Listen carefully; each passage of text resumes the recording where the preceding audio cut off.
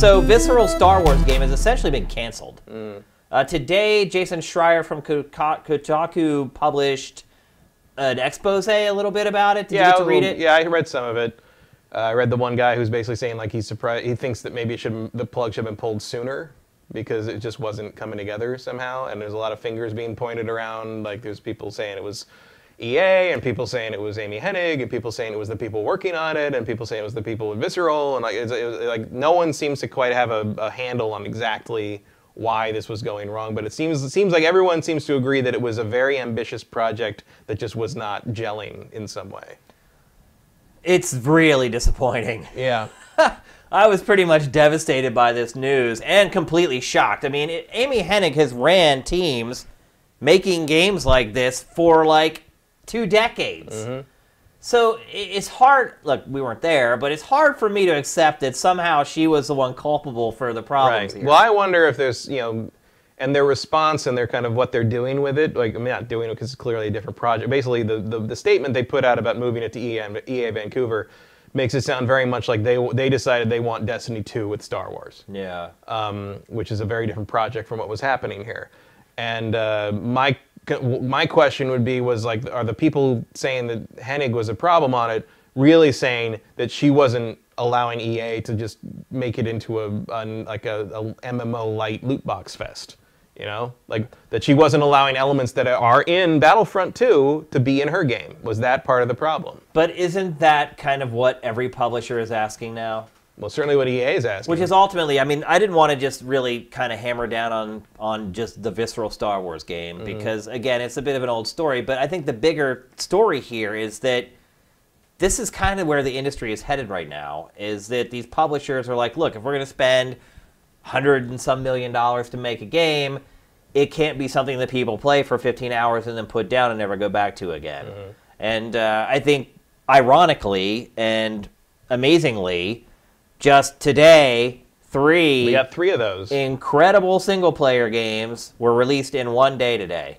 And it'll be interesting to see how those games sell and if ultimately... And to be fair, I mean, it wasn't incredible, but the game we just talked about, South Park, single-player only. Yeah. No weird microtransactions beyond Season Pass, which everything has, put out by Ubisoft.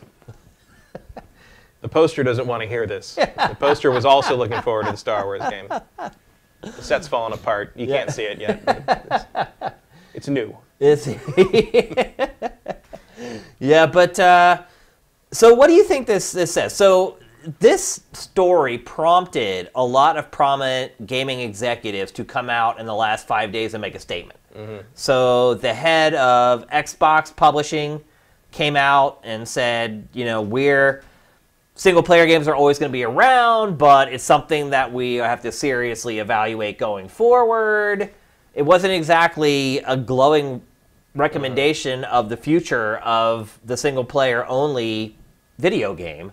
Yeah, well, it seems like there will probably be a season pass component just about everything from now on. Maybe I mean, that's what it was always kind of the multiplayer horned into, what were clearly single-player campaigns going back as far as the Xbox 360 days, and maybe even really before that. You'd have things where it's like, the campaign is pretty good, and there was some kind of weird rudimentary multiplayer game tacked on that you sort of figured it's like, oh, I guess they just didn't want people to sell it back. Because back then the idea was you don't want people to sell it back because then they'll sell it back and somebody will buy it used, and the publisher doesn't get any money for that. Right.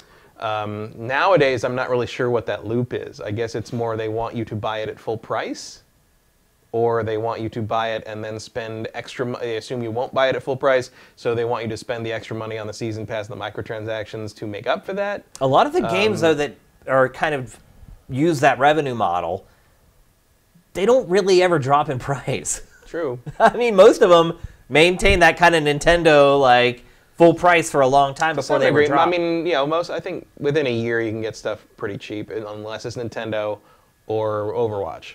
Yeah.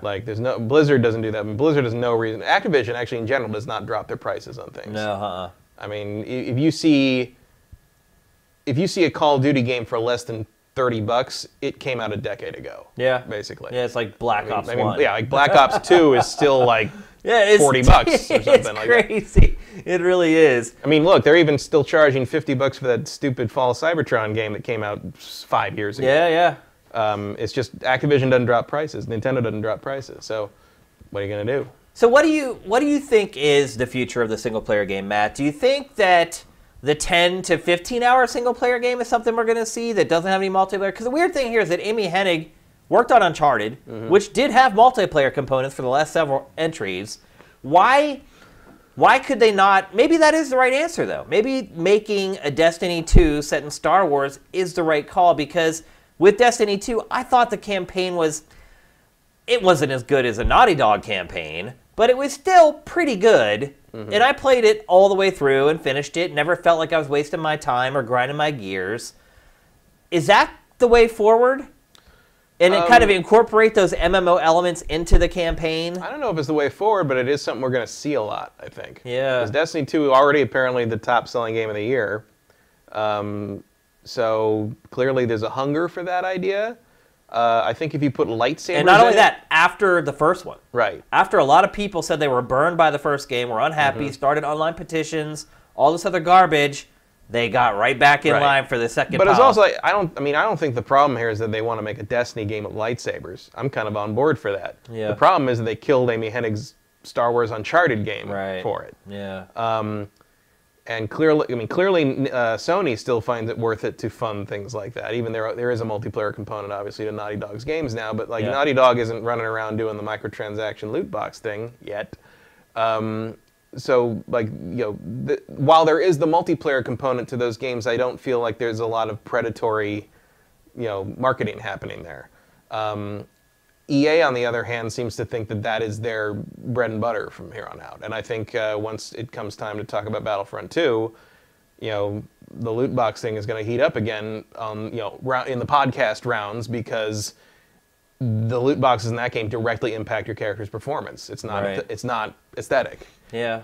And on some level, I'm not surprised EA is the one testing the water on that one.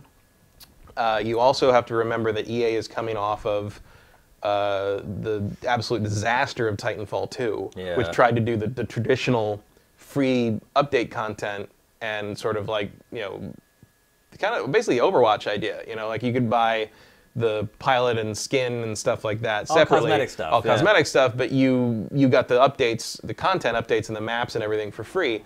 And clearly, I don't think that Titanfall didn't sell well because of that. I think there were a lot of other factors, and blaming that on that is probably a bad idea. But I think if you're just looking at a spreadsheet, that's what it looks like to you. Yeah. So. And unfortunately, a lot of publishers make decisions looking at spreadsheets. Right. And EA, data, let's be honest, data is the best way to make decisions generally. And let's not forget, look at what EA doesn't really put much out now. Yeah. And remember they also got burned on Mirror's Edge last year. Yeah. But we could have told them that they were going to get burned on that one. But it's just... But you're right, and the problem is, and it's not just EA, a lot of publishers are that way. They put out 3 or 4 games a year, and when you only put out that many games, it's a huge bet. And if that bet doesn't pay off, your whole quarter is kind of screwed. And I wish I could see the game that they were making. Yeah, well, I feel like we will see some stuff as we move forward. Like this screams, "Oops, I leaked my concept art for the artists." And or stuff "Oops, here's some alpha footage that we had kicking around the studio." Well, clearly they had something because they showed 3 seconds at E3 2 years ago. Well, don't forget there was Star Wars 1313. That game looked amazing, and it got canned. What is it with these amazing-looking Star Wars single-player games that they never make it out? I don't know. It's crazy. Star Wars has been in a dark time for its video games for a very long time. Remember how LucasArts got shut down, basically? Yeah. They cut Force Unleashed in half, fired everybody, and that was the end of it. Yeah. Force Unleashed itself was... crap. But it was the first big-budget Star Wars game in years. What was the last one before that? Clone Wars? Yeah. Or there was... Star Wars games went dormant for a long time after the prequels, even before the prequels ended. Revenge of the Sith had game tie-ins from the Collective and stuff. But remember Pod Racer? Yeah. But Star Wars basically vanished for a while from the video game scene until Force Unleashed came back, and then LucasArts got cut down. 1313 got killed, and look, EA's had the Star Wars license for how many years now, and they've managed to put out. They're about to put out their second game. Yeah. Like, what is going on? Makes you wonder about the Motive Studios game and Yeah. what that's going to become. I mean, look, the idea of a Destiny-style Star Wars game is an interesting one to me, but not at the cost of Amy Hennig's game. I agree. An Amy Hennig-directed Star Wars game would be on my top 3 things I would Ever want to play. Absolutely. Yeah, I'm right there with you. I mean, isn't Destiny already like Star Wars? I mean, Yeah, a little bit. I mean, we're both real close to that IP, and so I would never say that it's the same thing, but it's like It's a space opera. it was basically yeah. another developer who didn't have the Star Wars license trying to make a Star Wars MMO shooter. A little bit, yeah. So I feel like we kind of are getting that already. I mean, I'm lying if I say I wouldn't buy it. Yeah. I mean, I'll buy it. I mean, I enjoy Destiny 2. Destiny 2 with the blaster sound effects, I might pay you $5 for that DLC right there. Seriously. And you'd make money off that because the blaster sound effects are public domain. Yeah. You wouldn't have to pay you're anything. right. They're old enough that they're public domain now. Well, Ben Burt never trademarked, never copyrighted them. Yeah. Interesting. So that's why in the 80s You learned something. That's why in 80s cartoons you hear Star Wars sound effects all the time because there's no legal I did claim not know on that. them. I learned something today. Yeah. Watch the old Transformers cartoons. They use the Millennium Falcon like bursts like thruster sound for like the jets all the time. Huh.